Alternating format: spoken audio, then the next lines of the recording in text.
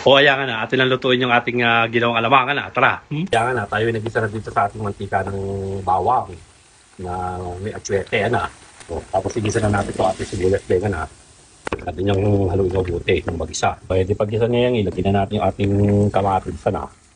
Tapos si dahon ng laurel na. O, yan. Yung ating haluin at isang mabuti na.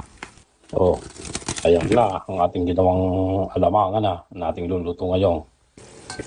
O ayan, pag yung igisado na, ating nang ilagay ang ating alamang. O ayan. Ayan nga na, yung ating haluin mabuti. Igisang mabuti, nagyang mabututo. O, ating lagyan ng suka. O ayan nga na, tamiya nga. O, kaulintek. Pag ganyan na yung kulay niya, pag naluluto na, lagyan na natin ang ating asukal. O, ayan.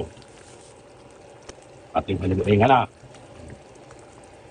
Oh, tapos ilagyan natin ng paminta na. Siyempre, siling berde. Oh, yan. Ating haluing mabuti yan edi tapos tignan natin yung chicharon. Lintik, bang sarap niya ka na.